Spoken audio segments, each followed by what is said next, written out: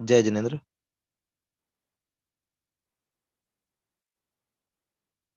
हाँ आवाज आ रही है आपको? हाँ, आ रही है। जी। आदरणीय डॉक्टर साहब से अनुरोध है कि वो चर्चा प्रारंभ करें। जरूर। जय जिनेन्द्र सभी को। अणुमात्र स्वामी त्वतज त्रैलोक्य के स्वामी हुए। शुद्धात्मा में मग्न हो सर्वाज्ञ जगनामी हुए। शुद्धात्मा ही मंगलोत्तम सारे भूते अनन्य है। हो नमन नमनीय नमी जिनको आप ही अनन्य है। सभी को जय जिनेन्द्र। यहाँ पर अपना चर्चा सत्र यह आज का प्रारंभ कर रहे हैं और इसमें आज हम बहुत सारे विषयों की चर्चा करेंगे, जिसमें ज्वलंत विषय भी कि भाई वर्तमान में जो स्थिति बनी है और उसके लिए प्रतिकार क्षमता के नाम पर या वह इम्यूनिटी डेवलप करने के नाम पर बहुत सारी व्यवस्थाएं भी हो रही हैं, उसका भी विषय आएगा। तो देखो, सबसे पहले तो जानना ये जरूरी है, आज अपना विषय यही रहेगा, रोग प्रतिकार क्षमता वर्धक। भाई, immunity is the key of health. अगर आपकी रोग प्रतिकार क्षमता अधिक है तो इस वातावरण में हमेशा हजारों लाखों बैक्टीरिया, वायरस, फंगस ये सब तैरते रहते हैं, बिखरते रहते हैं। बहुत सारी कार्बन मोनोऑक्साइड आदि ऐसी जहरीली गैसेस हम साक्षात निकलती हुई अपने सब चौराहों पर देखते हैं। और बहुत सारी धूप की तेजी, बहुत सारी सूर्य की गर्मी, कभी ठंडक ऐसी तेज होती जैसे पुनः बर्फ गिरने लग गई वहां हिमाचल कश्मीर वगैरह में, तो यहाँ पर जयपुर में हमारे राजस्थान में ठंडक बढ़ गई। तो ये सब सर्दी गर्मी के उतार चढ़ाव, प्रदूषण के उतार चढ़ाव, दिल्ली में तो स्मोग हो जाता है नवंबर वह दिवाली के पहले के समय, और बिल्कुल अंधेरा अंधेरा, और सूर्य उदय होने में 4-4 6-6 घंटे, मतलब दिखता ही नहीं। वो उदय तो हो जाता है अपने स्थान पर, लेकिन स्मोग के कारण, धुएं के कारण वह दिखता नहीं है। जो पिराली जलाते हैं वो हरियाणा और पंजाब के खेतों में। तो ऐसी परिस्थितियां हमेशा चलती रहती हैं और निकलती रहती हैं। जहां लॉकडाउन के समय सब जगह AQ एयर का जो इंडेक्स था, एयर क्वालिटी इंडेक्स, वह बहुत सुधर गया था। अब पुनः सब पॉल्यूशन वाले व्हीकल्स बहुत तेजी से फुल स्पीड से चलने लग गए हैं, तो फिर से एयर क्वालिटी खराब हो रही है शहरों में। तो ऐसे हम अगर स्टडीज करते हैं तो बहुत सारे चेंजेस ये ऋतुचर्या निसर्ग में स्वाभाविक भी होते हैं और हमारे इंडस्ट्रियल औद्योगिक क्रांति के कारण भी होते रहते हैं। और इस सब में अपना शरीर उसमें अपना जीवन यापन करता रहता है। मैं लोगों को बताता हूँ, मेरे नाना जी जो समझ लो कि खुरई और गढ़ोला MP में गांव है, लगभग 18 किलोमीटर का डिफरेंस है उनमें। वो जब कभी ऐसे खुरई से गढ़ोला जाना या गढ़ोला से खुरई जाना है तो सब महिलाओं को तो बैलगाड़ी में बिठवा देते थे, और जो पुरुष वर्ग रहते थे जो कि वो उस समय बुजुर्ग थे, और वो पैदल चल के 18 किलोमीटर ऐसे शांति से और सरलता से बैलगाड़ी के साथ में ही, ऐसा नहीं कि बहुत पीछे रह गए, और सहज ही पहुंच जाते थे। क्या कारण था साहब कि वो इतने कभी बीमार हमने उनको सुना ही नहीं, हमेशा स्वस्थ रहे सभी प्रकार से। कभी जुकाम खांसी बुखार भी हमने कभी सुना या सुना ही नहीं उनके बारे में। क्या कारण था कि हमारे बुजुर्ग हमसे ज्यादा स्वस्थ देके जाते थे?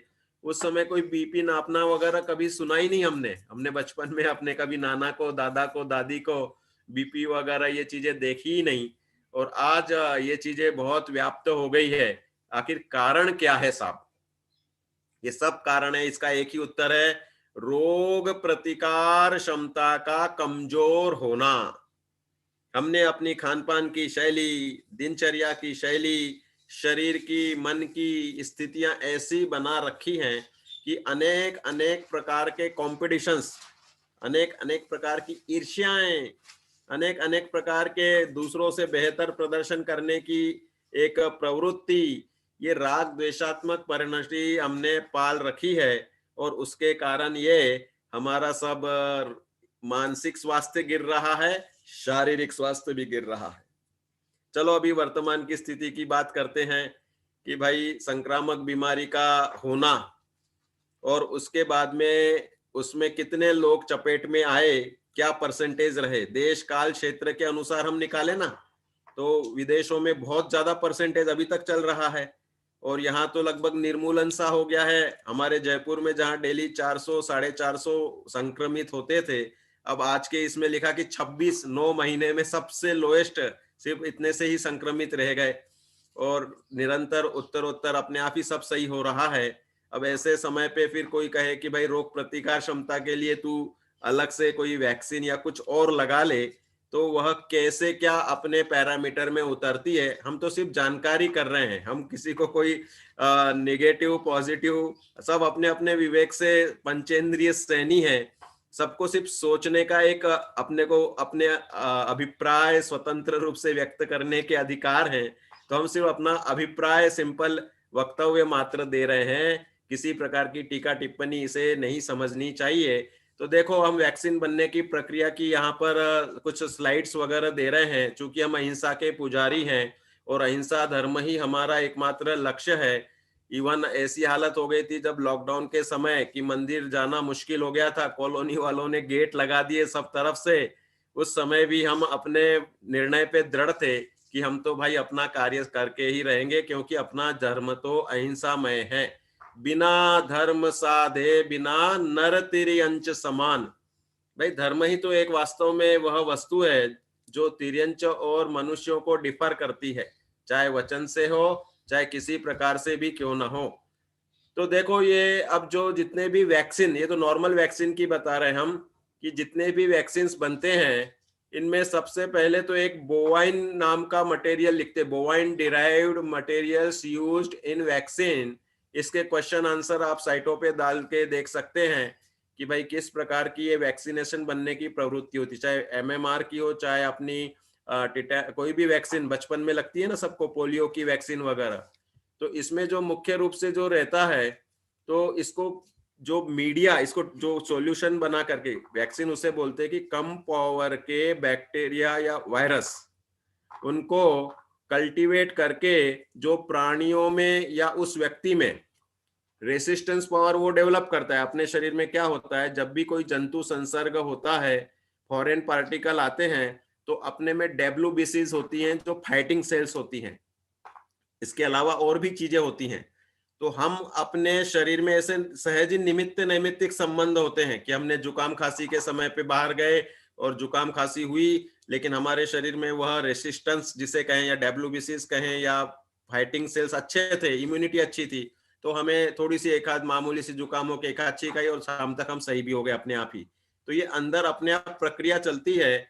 शरीर अपने आप उसका सिचुएशन में अपने आप को सुरक्षित करने वाले तत्व रखता है और उस रूप से वह जो कम पावर के बैक्टीरिया रहते हैं या वायरस रहता है या इन्फेक्शन रहता है, वह अपने आप किल हो जाता है, नष्ट हो जाता है और हम स्वस्थ हो जाते हैं। तो कोई बीमारी ऐसी होती है कि जो बहुत आयात में होती है और किसी की कमजोर हो, तो वो थोड़े से इन्फेक्शन से बहुत तकलीफ में होकर के और कमजोर होने से मरण भी हो सकता है आगे चल के। तो इसलिए ये वैक्सीनेशन की जरूरत पड़ती है और वह अल्प पावर के बैक्टीरिया या वायरस डाल के उसके खिलाफ जो प्रतिकार क्षमता शरीर में बनती है, वह प्रतिकार क्षमता वाली चीज उसमें बनाई जाती है, उसे कहते हैं वैक्सीनेशन। तो देखो ये सब वैक्सीन मैन्युफैक्चरिंग में एनिमल प्रोडक्ट्स वगैरह कितने क्या होते हैं। तो ये देखो बोवाइन डिराइव्ड मैन्युफैक्चरिंग मटेरियल्स का यहाँ पर हमने कुछ कलेक्शन किया है। इसमें देखो ये मार्कर से हमने किया है कि animal derived products used in vaccine manufacture can include amino acids, glycerol, detergents, gelatin, enzymes and blood. Cow milk is a source of amino acids, sugars such as galactose, ठीक है, काउ मिल्क में तो हमें कोई problem नहीं है। Cow tallow, ये tallow मतलब होता है जानवरों की चर्बी, काउ टैलो मतलब काउ की चर्बी। Derivatives used in vaccine manufacture include glycerol, gelatin, and some amino acids come from cow bones. Clear cut बता रहे हैं, टैलो मतलब चर्बी, बोन मतलब हड्डी। तो ये ग्लिसरॉल है, जिलेटिन है, या कुछ एमिनो एसिड्स हैं, ये इनसे मिलते हैं। Cow skeletal muscles is used to prepare broths used in certain complex media, मतलब उसके मसल्स, पेशियां, उसके स्नायु, वो भी इन इसमें मैन्युफैक्चरिंग में यूज होते हैं। Many difficult to grow micro organisms and the cells that are used to propagate viruses require the addition of serum from blood to growth media. Actually जो तत्व बनाए जाते हैं उसको मीडिया चाहिए, वह ब्लड में, सीरम में, उसमें उपलब्ध होता है, या ये चीजें बताई इसमें टैलो, जिलेटिन, ग्लिसरॉल वगैरह। तो इस रूप में यह क्लियर कट लिख रहे कि एनिमल्स का इसमें इस तरह से प्रयोग संबंध आता ही आता है। तो इसलिए ये सब इनके पूरे के पूरे excipients included in US vaccines by vaccine. तो इसमें सब में क्लियर कट लिखते हैं जो डलता है इसमें, stabilisers to keep vaccine potent drugs transportation and store, for example sugars और जिलेटिन। जिलेटिन का हम पढ़ चुके कि वह प्राणीज ही है पूर्णतया। Others are residual trace amounts of materials that were used during the manufacturing process and removed. This cell culture material used to grow vaccine antigens, for example, egg protein. अब सरल सरल इंग्लिश है ये, सबका एक एक शब्द सा अनुवाद नहीं, आपको तो ये बताना चाह रहे हैं कि मांसाहारी तत्वों का प्रयोग होता ही होता है। कोई भी वैक्सीन को ट्रांसपोर्टेशन में ले जाना है तो वह जो उसके अल्पो पावर का जो रेसिडुअल वो रेसिस्टेंस वाला हिस्सा है, तो वह उस चीज में वह जिलेटिन, ग्लिसरॉल वगैरह ऐसे एनिमल प्रोडक्ट में ही प्रिवेंट होता है। इसलिए फिर वह जो उसकी वायल रहती है, जो छोटी सी बोतल, उसको वायल बोलते, वायल, तो वह वायल के सहारे वह रहती है। तो उसमें जो मीडिया रहता है वो उस वैक्सीन को प्रिजर्व करने वाला, स्टेबलाइजर, उसको रोकने वाला, वो नियम से मांसाहार का ही बेस वाला होता है। देखो फीटल बोवाइन सीरम मार्केट का ये सब डिटेल इसमें दिया है कि क्या होता है फीटल बोवाइन सीरम, यह भी आगे इसमें बताते हैं कि किस प्रकार से बनता है। Pork gelatin use in NHS vaccine disappointing, ये सब ये खबर बहुत सारी इसमें नेट पे अपने को मिल जाती है। देखो the use of pork gelatin, pork मतलब ये इसका सुअर का जिलेटिन, सुअर के अवशेष, मांसाहारी अवशेष इसमें लिए जाते हैं। Gelatin in 3 vaccines used by NHS has been branded disappointing by the vegetarian society. हम वीगन और वेजिटेरियन सोसाइटी से पूछते हैं तो उन्होंने ये सब बताया कि वास्तव में ये इन चीजों का प्रयोग वैक्सीनेशन में आता है। Porcelain gelatin is derived from pigs, इसमें क्लियर आप पढ़ सकते हैं कि जो पोर्सिलिन जिलेटिन होता है वह पिग्स के माध्यम से and used in vaccine against flu, shingles, measles, mumps, rubella. सिर्फ ये साधारण कोरोना वैक्सीन की बात नहीं कर रहे हैं, सब वैक्सीन की सिंपल यहाँ पर प्रोसीजर बता रहे हैं। और ये जो स्टेबलाइजर मेन है, पब्लिक हेल्थ इसी में बता रहे हैं। Public health England said gelatin is used as a stabiliser, मतलब जिस माहौल में उस जो हमने प्रोडक्ट बनाया उसको रखना पड़ता है, वह जिलेटिन वाला ही वो मटेरियल होता है, अर्थात प्राणीज नियम से होता है। इस तरह से यह मिलते हैं। और ये सब इसमें बहुत सारे क्वेश्चंस वगैरह आते हैं। और इसमें ये लाल में हमने जो इसमें मार्किंग कर रखी है, ऊपर लिखा ही है clear cut, nutrients which are easily provided by animal derived products such as serum and blood. Serum को हम बोलते हैं रस, जो खून के साथ में जो सफेद सफेद या पीला सा पानी सा एक रहता है उसे हम रस बोलते हैं। और बाकी जो होता है रक्त, ब्लड। तो कॉम्प्लेक्स ग्रोथ मीडिया, इसके लिए viral vaccine are produced in living cells, ये एक विशेष बात है। कोई भी वैक्सीन बनानी होती है वो लिविंग सेल में बनानी होती है। और which similarly required the addition of complex growth media components such as fetal calf serum. fetal calf serum किसको बोलते हैं? fetal मतलब गर्भस्थ गाय के बछड़ा जिसके गर्भ में है, वह जो बछड़ा गर्भस्थ है उसके इसमें वह खून का ये संबंध होता है। ऐसे बहुत सारे फोटोज भी आपको यूट्यूब पे देख सकते हैं, हमने एक आधी दिया है, इसका वीडियो भी 1 सेकंड का मिल जाता है। और यह इसमें इस रूप में विभत्स होने से ज्यादा हम दिखाना नहीं चाहते कि इस तरह से वह निकाला जाता है फीटल, मतलब उस गाय को उल्टा लटका के उसका काट के पेट को चीर के उस बछड़े को निकाला जाता है, और एक वैक्यूम खींचने वाला एक इंस्ट्रूमेंट इंजेक्शन डाल के उसके हृदय से वह खून और सीरम निकाला जाता है, जिसे काल्फ बोवाइन सीरम या वह फीटल बोवाइन सीरम कहा जाता है। और जिलेटिन का देखो, ये नियम से added to many vaccine as a stabilizer. Gelatin का हम पहले बहुत समझ चुके हैं, पूर्णतः नॉन वेज है। First case report of an allergic reaction वगैरह, ये जिलेटिन के बहुत से यहाँ वहाँ रिएक्शन आ जाती, किसी को नहीं आती, ये इसकी समीक्षा में ही निकला। लेकिन ये अपने को बताया कि देखो स्टेबलाइजर जो होते हैं, इसमें यह फीटल बोवाइन अर्थात काल्फ जो लिखा है काफ सीरम, वह इसमें समझना चाहिए। जो कॉमन स्टेबलाइजर है मोनोसोडियम ग्लूकोमेट, नाम ऐसे बदल देते ना, केमिकल बना देते, हम तो बोलते अरे केमिकल वाले हैं। अरे केमिकल बने तो जानवरों से है ना। एलोपैथिक दवाई में लोग बोलते केमिकल होता है, केमिकल होता है, लेकिन वो केमिकल सिंथेटिक नाम बोलते। सिंथेटिक मतलब आदमी द्वारा बनाया हुआ, सिंथेटिक मतलब धागा वाला नहीं होता है, कपास से बनाया हुआ। तो वह इस तरह से बहुत सारे लोग, ये इंसुलिन हो चाहे थायराइड के थायरोक्सिन हो, ये सब हार्मोन को बोलते हैं, ये तो आजकल सिंथेटिक आते हैं। सिंथेटिक मतलब आदमी के द्वारा बनाए। तो कैसे बनाए साहब? ये पिग के, पोर्क के, या ये फीटल बोवाइन वगैरह इस तरह से जानवरों से डिराइव वाले होते हैं, बछड़े के आंतों से। तो ये हमारे लिए हिंसा का निर्णय का यहाँ पर समय है। तो ये सब जानवरों के यहाँ फोटो के साथ भी बताए।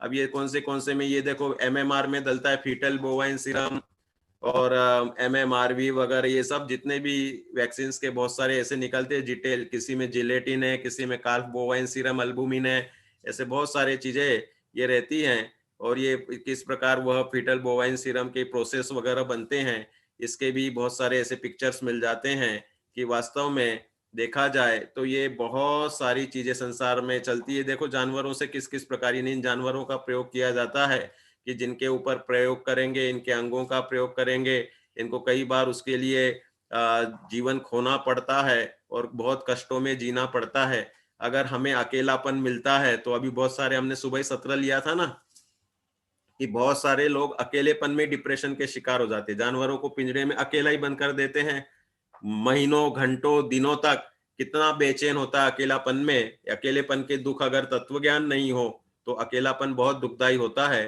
तो ऐसे ये वैक्सीन मेड वगैरह के ये सब इसमें मिल जाते हैं, जानवरों के प्रयोग और ये सब किस तरह होते हैं, बहुत सारी चीजें मिल जाती हैं। तो ये सिंपल। अब देखो ये भी एक विशेष बात है कि बीमारियां होने के बाद भी जो टेस्ट प्रणाली होती है, तो हमारे ये राजस्थान में एक महिला का आज के पेपर में आया है, दैनिक भास्कर में हिंदी में भी आया है ये। तो इसमें एक अपन ने उस पे मिल गया नेट पे, तो दिया कि 31, ये 5 महीने से एडमिट है, किसमें? कोरोना के बीमारी से। क्यों कि 31 बार ये पॉजिटिव, वहीं के वहीं पॉजिटिव ही आ रही है, और इसको कोई तकलीफ नहीं है, कोई किसी प्रकार की तकलीफ नहीं, कोई बुखार नहीं, कोई जुकाम नहीं, कोई खांसी नहीं, सब फिट एंड फाइन है। ये 45 लीटर तो पी चुकी है आयुर्वेदिक काढ़ा, ये पेपर में आज के दिया है दैनिक भास्कर में, और फिर भी ये निगेटिव नहीं हो पा रही। और कितनी सारी ढेरों एलोपैथिक दवाई खा चुकी है, होम्योपैथिक भी खा चुकी है। इसमें लिख रहे हैं clear cut, allopathic, homeopathic, Ayurvedic drugs. कब से? 5 महीने से, 5 महीने 150। तो कहने का मतलब ये बहुत सारी चीजें तो शरीर की चीजें हैं, सबके शरीर अलग अलग होते हैं, सबके वह कंपोनेंट्स अपने शरीर के अंदर के। हमारे आयुर्वेद में तो 10 चीजें दी हैं: दोष, दुष्यम, बलम, कालम, प्रकृतिम, अनलम, वयः, सत्व, सात्म्यम, तथा आहारम अवस्थाश्च पृथक विधा। क्या एक व्यक्ति का चेहरा दूसरे व्यक्ति से मिलता है? क्या एक की ताकत, घर में 3 भाई है तो तीनों की भाई 100 ताकत एक सी ही रहेगी कि 100%? हम तो कितना देखते हैं ना, दोष, वात पित्त कफ, 3 दोष सबके शरीर में है साहब। तो क्या तीनों दोष सबके एक से ही रहते हैं? नहीं रहते। घर में हम देखते हैं 5, एक ही माँ के 5 बच्चे, 3 बच्चे हो, सब अलग अलग कलर के, अलग अलग टेस्ट के, किसी को मीठा अच्छा, किसी को खट्टा अच्छा, कोई ज्यादा बार बार बीमार होता है, कोई मजबूत रहता है, किसी को खिलाते एक सा ही भोजन तीनों को, लेकिन फिर भी कोई मोटा, कोई पतला। तो सब एक एक चीज अलग अलग होती है, सबकी तासीर अलग अलग होती है। वात पित्त कफ प्रकृति अलग होती, दोष दुष्य 7 धातुएं सब में एक सी नहीं होती। ऐसे देखे जाते हैं कि बहुत से मस्कुलर अच्छे मजबूत हो जाते हैं बिना एक्सरसाइज करे ही, और बहुत से ऐसे रहते हैं कि बहुत एक्सरसाइज कर रहे हैं, ताकत लगा रहे हैं, लेकिन वजन ही नहीं बढ़ रहा है, कमजोरी रह रहे, मसल्स ही नहीं बन रहे। तो कहने का तात्पर्य यह है कि ऐसी बहुत सारी चीजें हम देखते हैं जिसमें स्पष्ट ही रूप से मालूम पड़ता है कि वह दोष दुष्य बल, सबका बल अलग अलग, काल, भाई हमें सर्दी के दिन में अलग भोजन करना जरूरी है, गर्मियों में अलग प्रकार से भोजन करना है। मुनिराज की आहारचर्या के लिए कहते हैं ना कि भाई तुम ऐसा नहीं कि बस तुम तो अपने मिष्टान्न भोजन बना रहे, मुनिराज अगर मासोपवासी आए हैं तो उनको अपने को उस हिसाब से सोच के देना पड़ेगा कि 1 महीने का इनका उपवास है, इनको हम एकदम से गरिष्ठ भोजन दे देंगे तो इनको वायु बढ़ जाएगी और तकलीफ हो जाएगी, पेट दर्द हो जाएगा। तो ऐसा दोष दुष्यम बलम कालम, काल को सोच करके वह हमें औषधि योजना हो, चाहे आहार योजना हो, चाहे किसी प्रकार की चीज हो, ऐसा नहीं कि एक ही चीज सबके लिए एक सी कर दें। तो ऐसा एक मनुष्य का बल दूसरे मनुष्य से भिन्न है। जैसे उस महिला का लिखा कि एक सी उसको सब दवाई, इधर तो ऐसी चलता है एलोपैथी में कि एक ही दवाई सबके लिए, बुखार पैरासिटामोल, और हमारे आयुर्वेद में बुखार कहोगे तो हमारे पास त्रिभुवन कीर्ति है, आनंद भैरव है, करंजा दीवटी है, संजीवनी है, संशमनी, अलग अलग चीजें। तो कहने का मतलब फिर उसमें वात पित्त कफ देखते हैं, अनेक प्रकार से एनालिसिस किया जाता है। ये तो रिपोर्ट के आश्रय से ही जाते हैं, और रिपोर्ट का भी पैरामीटर अमेरिका से जो आया हुआ है वह उस बेस से चलता है। इसलिए पुराने आयुर्वेद विज्ञान का अलग कॉन्सेप्ट है, फिजियोलॉजी अलग है। वात पित्त कफ को एलोपैथी वाले जानते ही नहीं है, और हम वात पित्त कफ के अलावा बोलते ही नहीं है।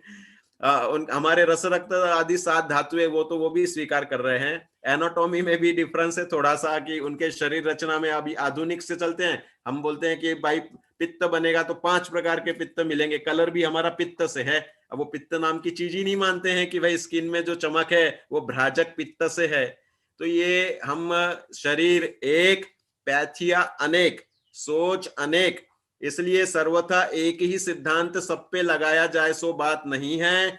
हमें तो अहिंसक चीज अपनानी है, चाहे वो एलोपैथी की हो, चाहे आयुर्वेदिक की हो, चाहे होम्योपैथिक। लेकिन एलोपैथिक और होम्योपैथिक में अहिंसकपना संभवता नहीं है, क्योंकि उसमें मांसाहार और इसमें मद्याहार होम्योपैथी में।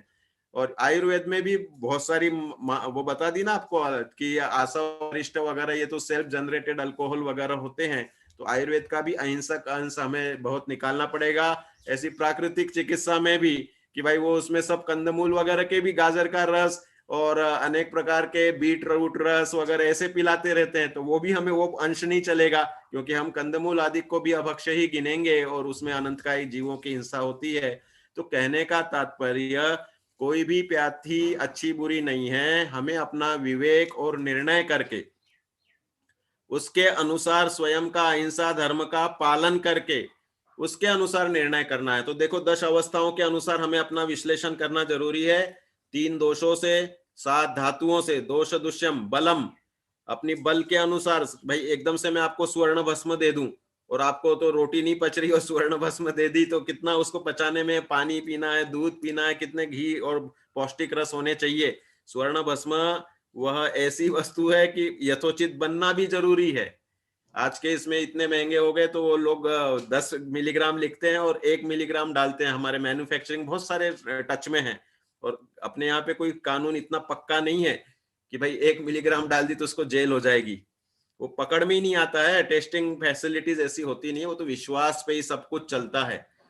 विश्वास जहां है तो मिट्टी भी सोना बन जाती है। हम बहुत से ऐसे लोगों को औषधि देते हैं तो वो बोलते हैं साहब हमको ऐसा हो रहा है वैसा हो रहा है, लेकिन आप दे दो, हमें मालूम है कि आपकी दवाई हमें लग जाएगी। मतलब बहुत बार हमें विश्वास नहीं होता कि हम इसको क्या दें या कैसा करें, लेकिन फिर भी उसके विश्वास के कारण हम साधारण सी औषधि लिखते हैं और वह विश्वास काम करता है और उसके कारण वो जल्दी से ठीक भी हो जाता है।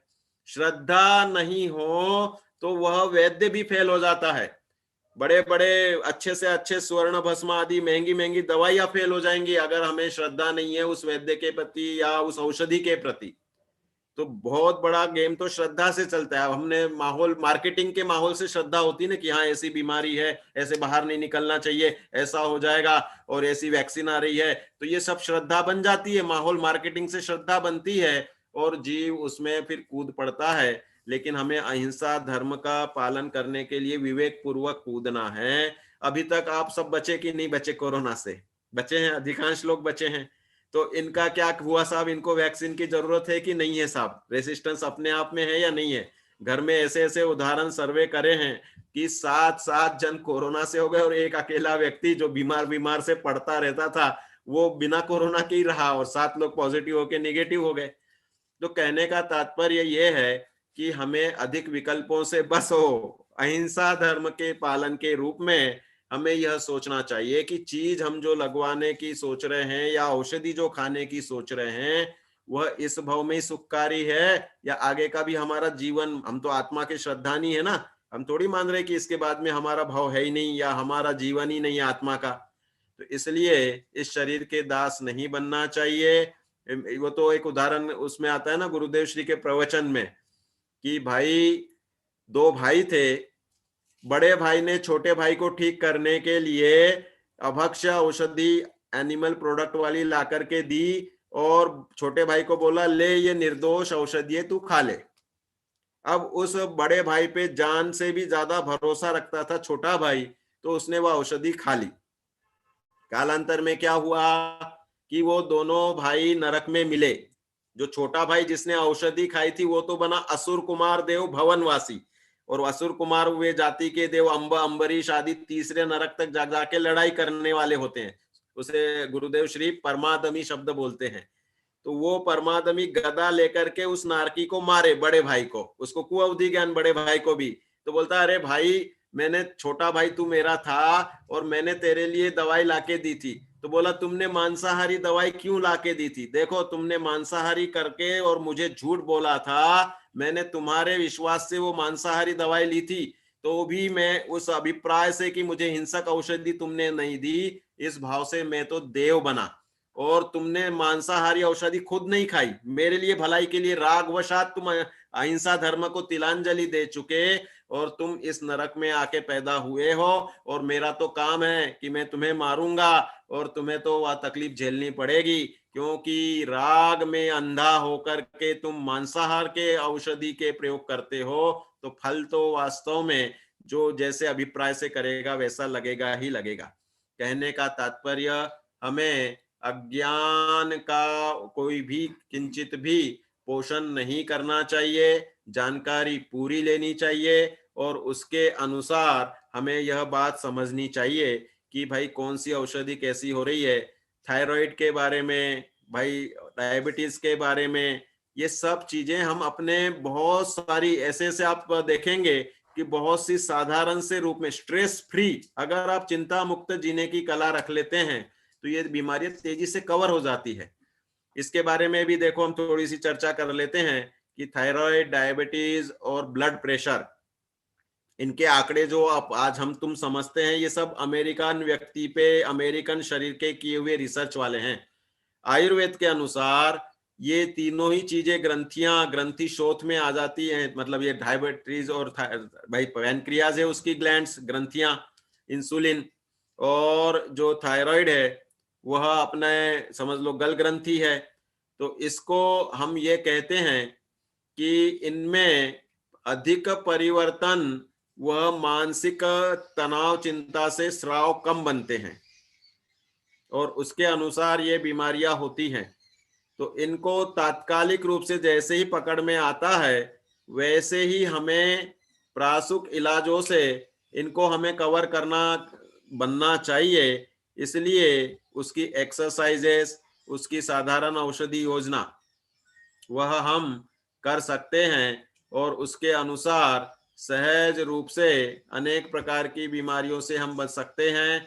तो इसलिए इसमें देखो हमें प्रासुक रास्ते के लिए औषधियां भी खूब चलती हैं। इसमें आयुर्वेद में तो बहुत सी आजकल शोध खोज भी खूब चलने लग गया है और उसके अनुसार वह औषधियों की जानकारी भी खूब मिल जाती है।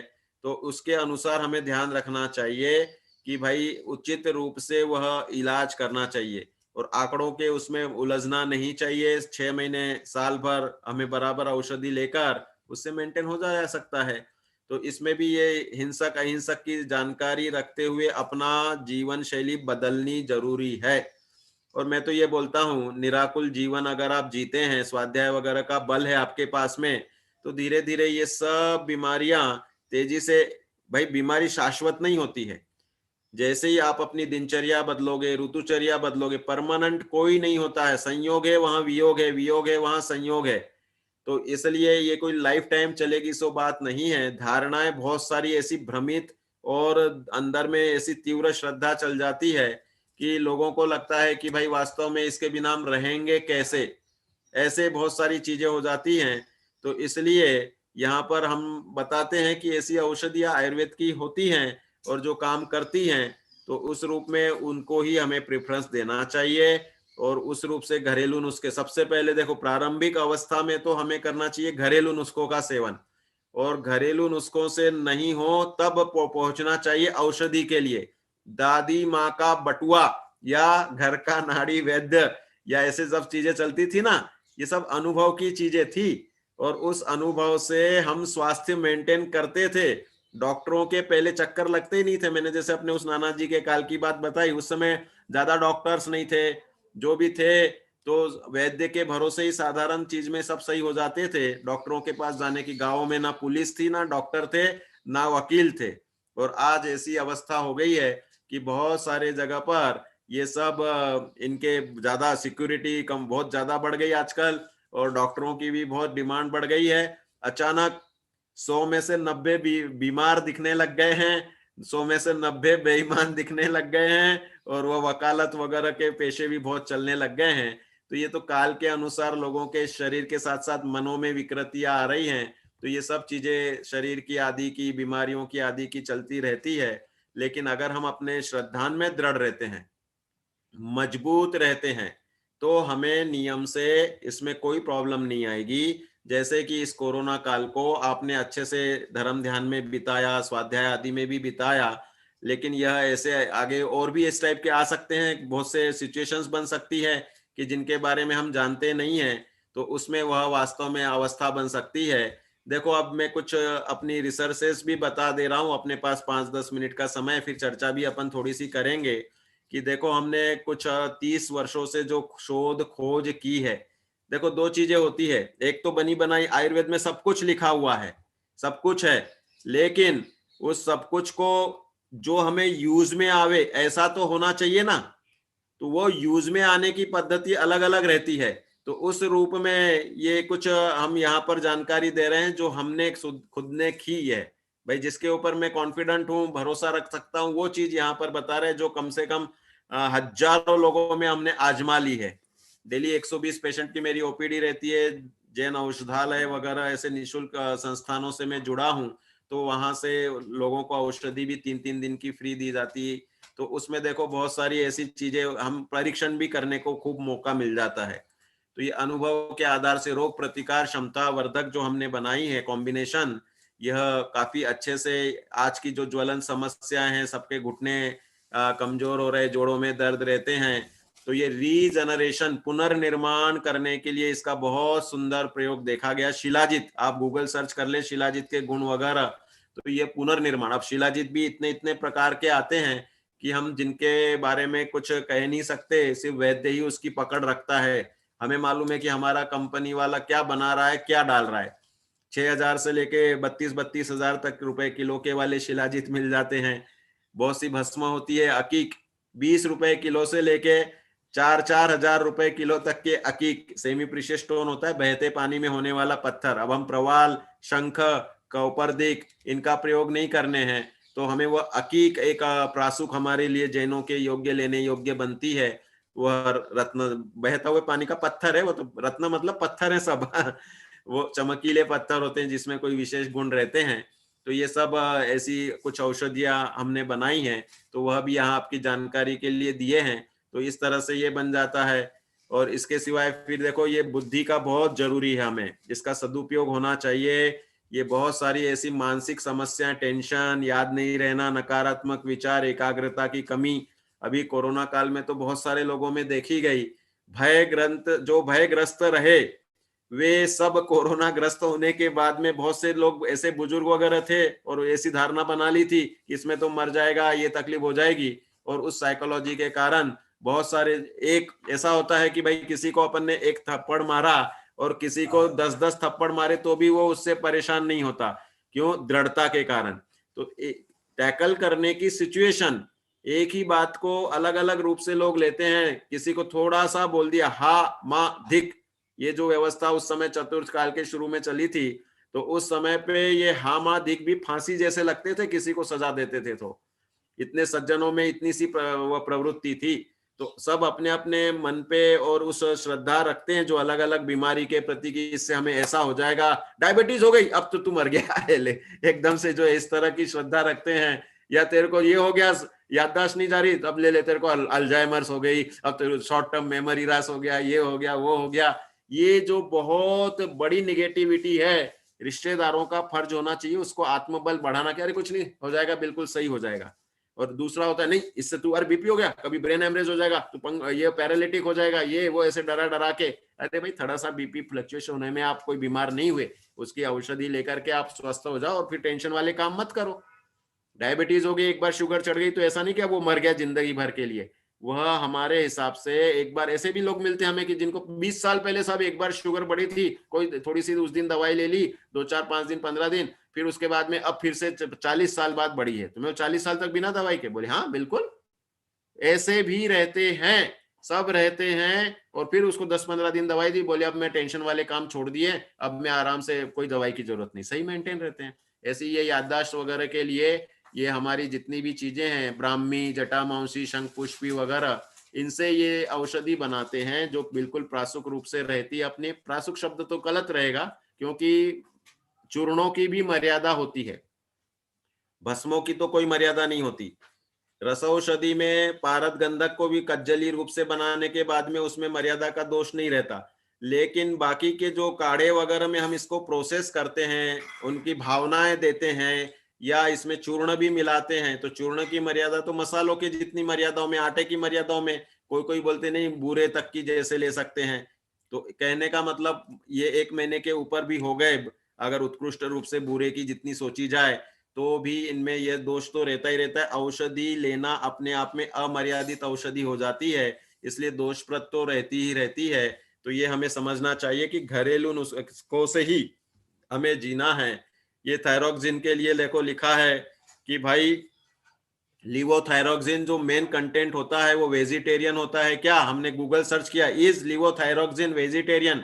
लिवोथायरोक्सिन उसका जेनेरिक नाम है, और जो ये इसमें दिया ना, और बाकी फिर वो ब्रांड से अलग अलग, कोई थायरोक्सिन, कोई एल्थ्रोक्सिन, ऐसे नाम देते। तो देखो ये क्लियर कट लिखा है इसमें कि made from this, there is a medication that contains both hormones called Armour, however it's made from pigs thyroid, pigs मतलब सुअर के गल ग्रंथि से, pigs thyroid hormone, so it is absolutely not vegan, वो बिल्कुल वीगन नहीं है, मतलब शाकाहारी नहीं है। सिंथायरॉइड कंटेंट्स कॉर्न स्टार्च, देखो भुट्टे का कॉर्न स्टार्च से भी एक बनता है, and lactose as fillers, lactose जो डलता है, so it is not vegan either, इस प्रकार से ही बताते हैं। और बहुतायत में ये पिक्स जो आर्मर है, जो बहुत सुलभता से सस्ते में उपलब्ध होता है, और ये कॉर्न वगैरह के बनाने के बहुत कम रहते हैं। तो इस थायराइड से बचने के लिए हमारी आयुर्वेद में बहुत सारी ऐसी औषधियां हैं। देखो इसमें ये कांचनार, पुनर्नवा, पारद, गंधक, लोह, शिलाजीत, ऐसी वनस्पति और नैसर्गिक मिनरल वाली, इनसे वह आयुर्वेदिक चिकित्सा कल्प बन जाता है, और वह अपने स्वास्थ्य के लिए बहुत अच्छे से काम करता है। इस प्रकार से समझना चाहिए। देखो क्या है कि अपने खान पान में तो हमें करना ही करना है, खान पान से रहेंगे। टेम्पररी औषधि, हम कोई भी औषधि लाइफ टाइम लेने की सलाह देते ही नहीं है। आप अगर मन से स्वस्थ हैं, मन से प्रसन्न हैं, प्रसन्न आत्मेंद्रिय मना है, तो आपको, जैसे किसी को पंगुत्व आ जाता है, जिसके पैर नहीं हो, तो अपन उसको बोलते तू रोज पहाड़ पे जाके चढ़ा कर, पैर नहीं है उसको हम बोलेंगे भैया तू पैर के बिना हाथ के काम कर और अच्छे से रह। इसी तरह से कदाचित किसी को थायराइड हो गई तो हम उसको बोलते हैं भैया तू अब ज्यादा चिल्लाना, गले के जो इसके कारण हो रहे थे तकलीफें या तुझे कमजोरी आ रही तो औषधि औषधि लेके या फिर थोड़ा ठीक हो जा और फिर से वैसे काम मत करना जिसके कारण थायराइड ही, चिंता, तनाव या खान पान में आयोडीन की कमी या जैसे भी निदान परिवर्जन हो जाएगा तो लक्षण कंट्रोल में आ जाते हैं और उसे सावधानी से ही जीवन पूरा चल जाता है। तो इसलिए ये स्टॉप करके जो हमने इसमें लिखा ना स्पेशल थायराइड की, क्योंकि भाई हमें अपना श्रावकाचार भंग करके एक क्षण भी नहीं रहना है, तो इसलिए जरूरी है कि हम इस तरह की ऐसी अभक्ष्य औषधियां नहीं लें, अपने जीवन शैली में उस क्षेत्र से हट जाएं। हम जब टेंशन नहीं करो चिल्ला रहे हैं तो आपको समझ लेना चाहिए कि मेरा टेंशन अगर घरेलू कषाय से है, घर में क्लेश है, तो मुझे यात्राओं पे, तीर्थ क्षेत्रों पे रहना चाहिए। मुझे अगर कोई ऐसी बात हो रही है कि सर्विस में या कोई धंधों में लाभ हानि का ज्यादा वो होता है, सबके अलग अलग, किसी को 20-20 लाख के लॉस होते हैं और बिल्कुल चिंता नहीं करता, और कोई को 2 रुपए का या 2000 रुपए का ही लॉस हो जाता है और वो ऐसा उसमें घुल जाता है कि बहुत सारी चीजें हो जाती हैं। तो ये अपनी अपने स्वयं की हृदय पे हाथ रख के खुद को सोचना चाहिए कि मुझे कौन सी बातें, कि भाई देरानी जिठानी की बातों की है या सास बहू की है, तो वो मिठास बनानी जरूरी है। चिंता तनाव मन में घुटन रखना या जो देवगति के लोग दूसरों की बढ़ोतरी देखकर ईर्ष्या आदि करते हैं, ऐसा हमारे में होगा तो ये सब इनसे बचना नियम से कठिन हो जाता है। देखो डायबिटीज का भी बता रहे हैं, विडंग, त्रिकटु, सेंधव, त्रिफला, शिलाजीत, पारद गंधक और उचित व्यायाम परहेज के साथ में डायबिटीज में नियम से लाभ मिलता है। और इसकी भी हम अपनी अपने हिसाब से औषधियां सबकी बनाते हैं। मैं तो वही चिकित्सक हूँ, वैद्य हूँ। आप कहेंगे मार्केटिंग कर रहे हैं, नहीं मार्केटिंग नहीं, एक ऑप्शंस दे रहे हैं आपको। आप, हम तो बोल रहे हैं बिना औषधि ही स्वास्थ्य रक्षा अपना टारगेट है, इसके बिना कोई अपने को औषधि भी अमर्यादित है इसकी भी निंदा कर रहा हूं मैं। तो इसलिए ये 3-4 प्रोडक्ट्स यहाँ पर बता दिए अल्टरनेटिव करके, और बाकी मांसाहार के सामने तो शाकाहार श्रेष्ठ है। कदाचित जरूरत पड़ जाए तो ऐसी हमें अमर्यादित भले क्यों ना हो जाए लेकिन चूर्ण और इससे ही लेना है। पंचेंद्रिय सैनी जीव के हॉर्मोन्स या मांस से हमें स्वस्थ नहीं होना है, ऐसा संकल्प रखना चाहिए। ये अपनी व्याख्यान श्रृंखला का कल भी एक सेशन है, कल सुबह भी चलेगा अपना, उसमें बहुत सारी छोटी छोटी सावधानियों से हम किस प्रकार श्रावकाचार पाल सकते हैं उसकी चर्चा होगी। और अंतिम सत्र दोपहर का होगा। उस अंतिम सत्र में 26 जनवरी कल है, दोपहर में सबके पास समय होगा, उस समय अपन और भी जो विषय अभी तक के इसमें नहीं आए हैं उनको लेंगे। और अब आपके लिए 20 मिनट का समय है, इसमें आप प्रश्न जो कोई पूछना चाहते हैं तो पूछिए, नहीं तो मेरे पास पहले से ही प्रश्न आए हुए जो हैं उनके हिसाब से चर्चा करेंगे तो आपको लाभ मिलेगा। अभी कोई डायरेक्ट पूछ रहा हो तो ठीक है, नहीं तो फिर मैं उसमें से बता रहा हूँ। पहला प्रश्न तो जो मेरे पास आया है उसमें लोगों ने पूछा है, पहला प्रश्न कि थायराइड की दवाई वह कितने दिनों तक लेना चाहिए, क्या रिपोर्ट नॉर्मल आने के बाद उसे हम बंद कर सकते हैं क्या? देखो थायराइड के इसमें आजकल ये हो गया कि अगर हम 60-70 साल के हो रहे हैं और उस समय थायराइड निकल रही है तो उस समय उनको प्रायः औषधि अनेक समय तक या लंबे समय तक चलानी पड़ती है।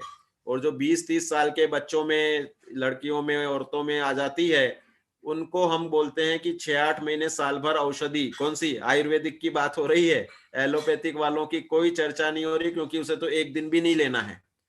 और हमने आपको बता भी दिया कि आंकड़ों से घबराना नहीं है, लक्षणों पे देखो। आप तो लक्षण में आपको कमजोरी लग रही, ठीक है, हम कमजोरी की दे रहे हैं आपको 10-15 दिन में, 1 महीने, डेढ़ महीना हम न्यूनतम समय मांगते सबसे। हम बोलते पास या फेल करना है आपको 1.5 महीने का समय वैद्य को देना ही चाहिए। 1.5 महीने में आपको हम पॉजिटिव असर कि हाँ साहब पहले से ठीक है, बस ये मुंह से सुनेंगे, फिर बोलेंगे आप चालू रखो थोड़े दिन, 2-4-6 महीने ले लो। तो धीरे धीरे वह औषधि चलने से, वह चाहे थायराइड की हो, चाहे वह किसी प्रकार के डायबिटीज की। बहुत सारे लोग मेरे से ऐसे जुड़े हुए हैं कि जो बोल रहे हैं हमारी एलोपैथिक औषधि बंद करनी है और हमें आयुर्वेद पे शिफ्ट होना है। तो हम बोलते हैं कि भाई एकदम से आयुर्वेदिक आप 75 मिलीग्राम की गोली ले रहे हैं, कोई 100 मिलीग्राम का ले रहा है, और एकदम से जीरो करोगे तो तकलीफ होगी। मैं भी बदनाम हो जाऊंगा कि देखो वैद्य जी आपके आयुर्वेदिक से हुआ ही नहीं। हम बोलते हैं उसको तो ग्रेजुअली छोड़ना पड़ेगा। 75 से आपको 37.5 पे ला देंगे, 37.5 से फिर 25 पे लाएंगे, 25 से 12.5 mg पे लाएंगे, फिर धीरे धीरे वो थायराइड की औषधि पूरी छूट जाएगी। प्रोसेस में 6 महीने भी लग सकते, 8 महीने में भी। दूसरा, आपकी लाइफस्टाइल के लिए टिप्स जरूरी बता दी। मानसिकता आपको संभालनी है, शारीरिकता की जिम्मेदारी हमारी है, और वह औषधि उसमें काम करती है। तो उसमें घूमना फिरना, उज्जाई प्राणायाम, अनेक प्रकार से भ्रामरी, वह उसका भी बहुत अच्छा असर होता है। और अनेक प्रकार की जीवन शैली में, खान पान में जो हम आपको परहेज वगैरह, आयुर्वेद में परहेज भी चिकित्सा है। हम आपको बोल देते हैं सौंफ जीरा खाओ भोजन के बाद, हमें मालूम है कि इससे ही ज्यादा फायदा आ जाएगा। हम जो चूरन दे रहे हैं ये तो एडिशनल हो रहा है, हमें एक दवाई तो सौंफ जीरा पहले लेकर के आपने बेनिफिट पहुंचा दिया, तो ये एडिशनल हो जाता है। तो ऐसी बहुत सारी अपने घर की मसालों की, मेथी दाना है, अलसी है, या और भी दालचीनी वगैरह के प्रयोग हैं, बहुत जादू जैसे मिलते हैं। हाँ, क्या किसका अपने को प्रश्न है? हाँ लीजिए, शशि जैन हैंड रेज कर रही हैं। हाँ जी, पूछिए। हाँ भैया जी, जय जिनेन्द्र। जय जिनेन्द्र। भैया जी, ये जैसे घुटनों में ना आवाज आनी शुरू हो गई, जैसे चलते हुए कई बार थोड़ा सा भी हिलता है तो कड़कड़ की आवाज आती है, जैसे घुटनों में, कंधों में। तो उसका क्या है? कोई जैसे ग्रीस वगैरह कम हो जाती है या जैसे भी है? बिल्कुल बिल्कुल, बहुत सुंदर प्रश्न है। ये वार्निंग सिग्नल्स होते हैं, ये बीमारी नहीं है। घुटनों में कटकट आवाज आना, या ऐसे गर्दन वगैरह हिलाते तो इसमें आ जाती है, या कोई ऐसे ये उंगली चटकाने में सबकी आती है, ये तो ऑक्सीजनेशन हाँ बबल होता जी। है, इस वजह से आती है, ये तो नॉर्मल है। लेकिन घुटनों में उठने बैठने में आ रही है, तो आपके पेशियों में एक घिसाव शुरू हो गया है। पेशी और हड्डी, देखो क्या होता है, अपने जॉइंट्स होते हैं ना, जॉइंट्स कुछ तो फंसे हुए हैं ऐसे एक दूसरे में, और कुछ ऐसे टच हैं आपस में, और इसके ऊपर वह रस्सी जैसे, उसे हम बोलते हैं टेंडन्स, लिगामेंट्स, इससे ये बांधे हुए हैं हड्डियों को। अब इनमें तीनों में परिवर्तन आते हैं उम्र के अनुसार। कुछ हड्डियां तो अपनी ऐसी फोल्ड होने वाली है, जैसे हाथ भी हड्डी है, उंगलियां हैं, लेकिन ये सब फोल्ड हो जाती है बराबर। ये है मणिबंध बोलेंगे इसको। तो ये कार्टिलेजिनस बोन्स होते हैं। और अब मैं इस हाथ को ऐसे बीच में से करना चाहूं तो इधर से नहीं होगा, ये कोहनी से ही होगा फोल्ड। तो ये तो पूरी हड्डी ऐसी मतलब कार्टिलेजिनस नहीं, पूरी ही बोनमय है ये। तो ये कमजोर होने की निशानी क्या होता है? दो चीजों से, कैल्शियम की कमी, विटामिन डी की कमी, इसकी स्टडी ऐसी की जाती है।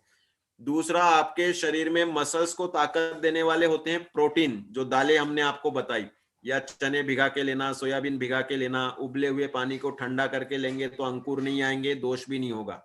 तो ये प्रोटीन्स देने से चने में कैल्शियम भी मिलता है, आयरन भी मिलता है। तो ये इन चीजों का रेशो बढ़ाना पड़ेगा। जिसके कटकट आ रही है उसको 6 बादाम रोज सुबह भिगा के लेनी चाहिए। उसको लेते हैं भैया अनार जी। का दाना भी खाना चाहिए। हाँ, अनार के दाने खाने से, अनार के दाने में ऑक्सलेट्स, कैल्सलेट्स वगैरह होते हैं, वो फायदा करेंगे। अखरोट गिरी जोड़ों के ग्रीस के लिए, विटामिन ई का शाकाहारी सोर्स में अखरोट गिरी और सोयाबीन, दो चीजें होती हैं। और तीसरा, आप अलसी, अलसी का बहुत जादुई प्रयोग देखा गया है। और जो ड्रम स्टिक्स कल हमने मुनगा की फली लाके बताई थी, घुटनों के प्रॉब्लम्स के लिए बहुत सुंदर प्रयोग। वह समझ लो मोरिंगा की फली बोलते हैं ना उसको, या मुनगा की कोशे, या सहंजना की फली, वह बहुत अच्छा काम करती है। अभी सीजन चालू हो गया है, सब लोग उसको अपने रूप से वह काम में प्रयोग लेवे, बहुत अच्छे से उसका असर मिलेगा। तो ये जी इस तरह से सहजन इसका की फली यहाँ मिलती है मेरठ में? मिल जाएगी मतलब? हर जगह मिलती है? मेरठ में हूँ मैं, मतलब हर जगह मिलती है। हर अच्छा। जगह भारत में सहंजना बहुत सस्ता है, अमेरिका में 6,600 रुपए किलो तो वो बिकता है सहजन डॉलर्स की के हिसाब फली से। कैसे खाई जाती है?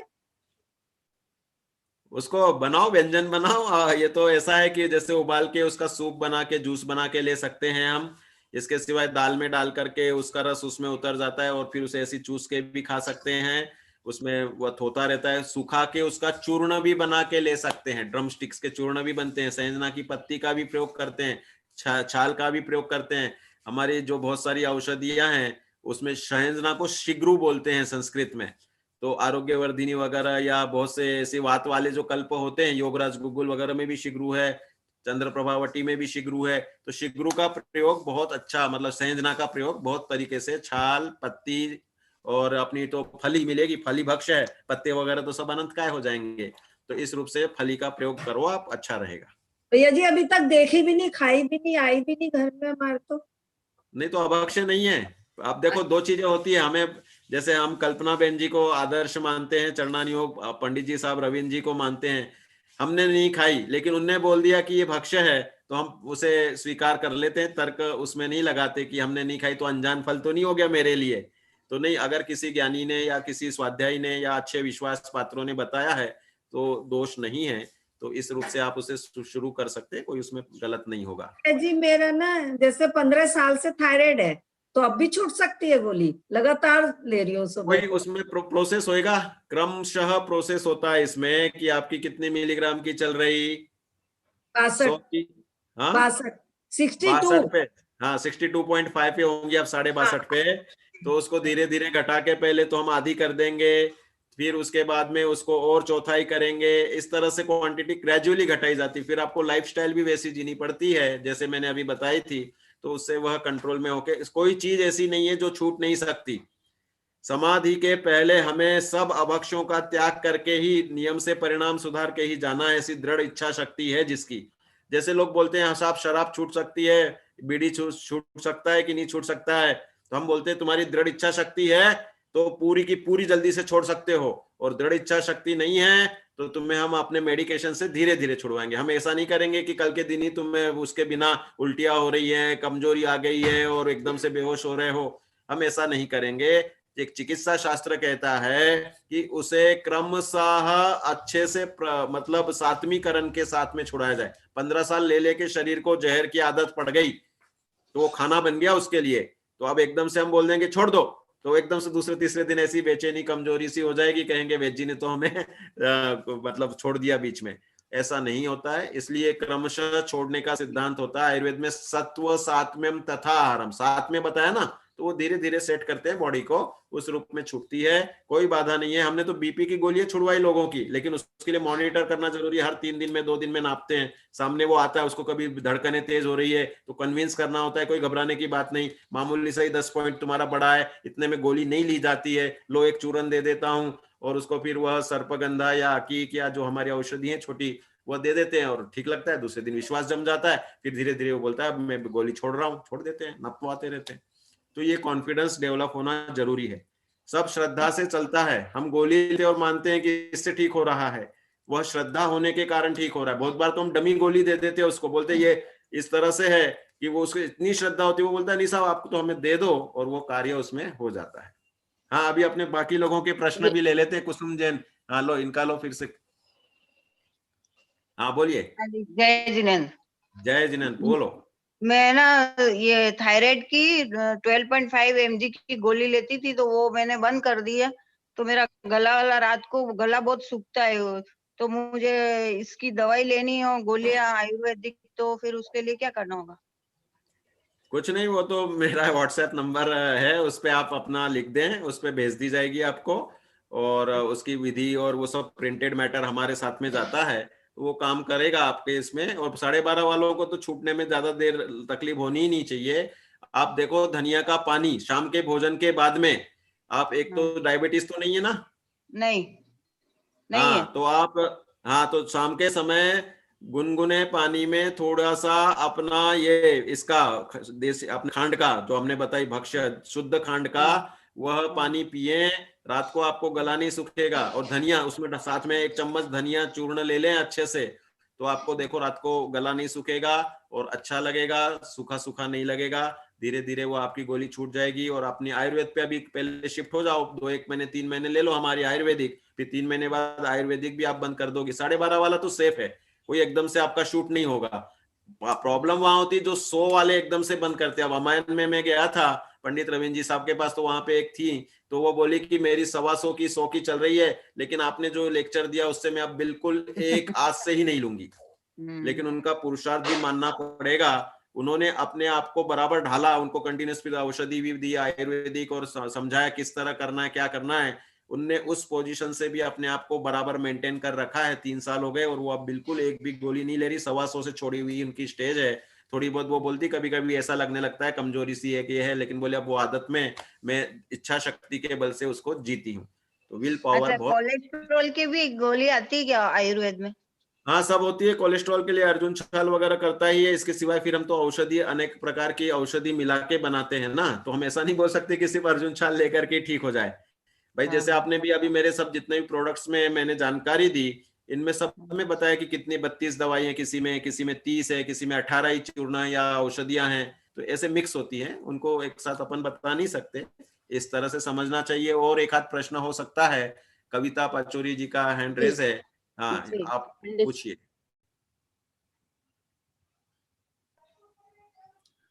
हाँ कविता जी।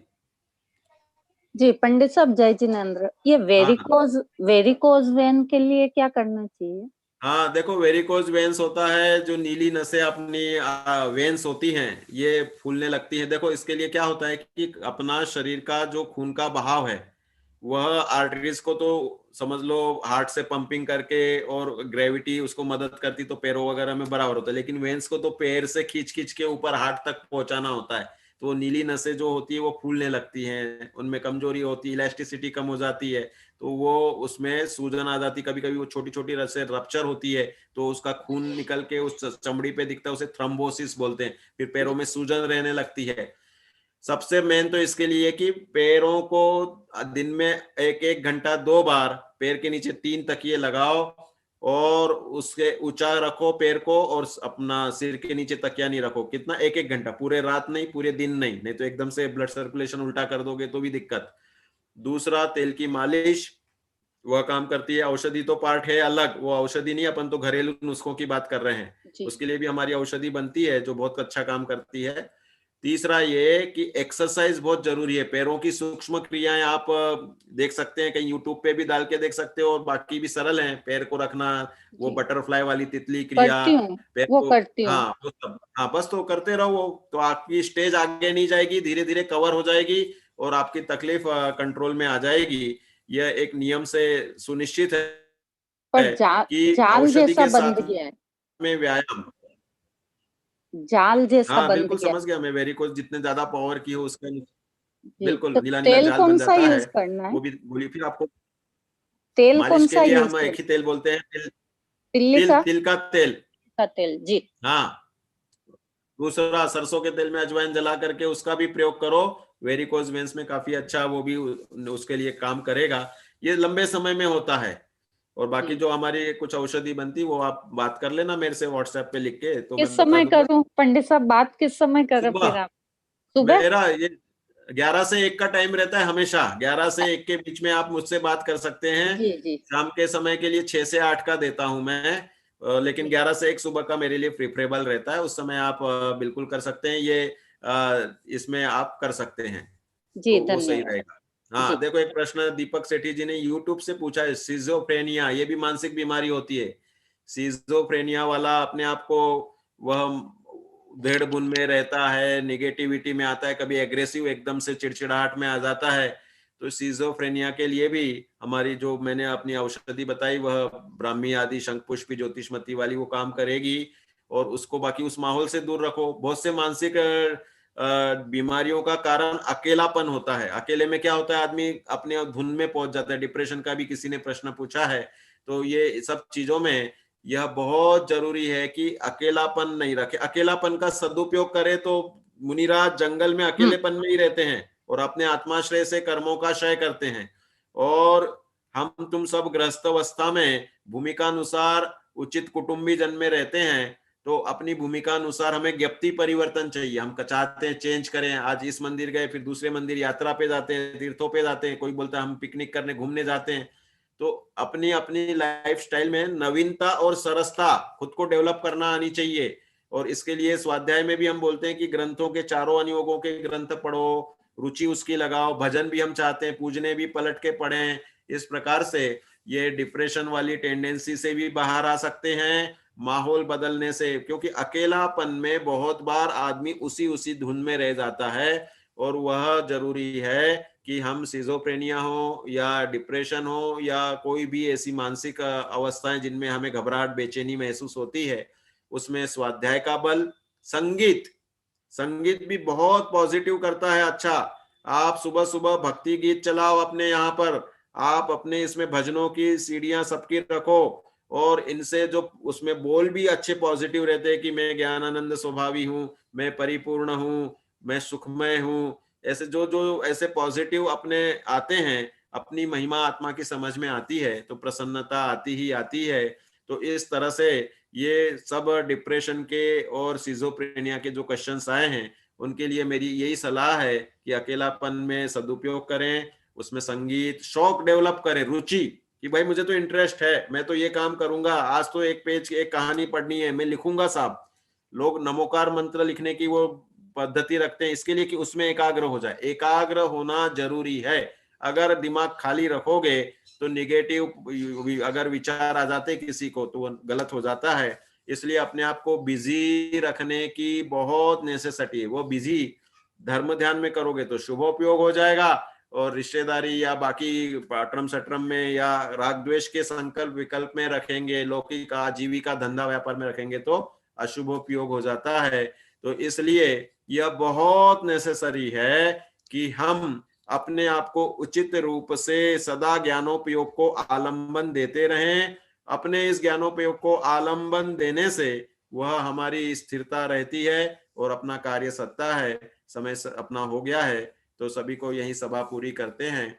बोलो पंच परमेष्टि भगवान की जय हो। बाकी प्रश्न अपन कल चर्चा में ले लेंगे।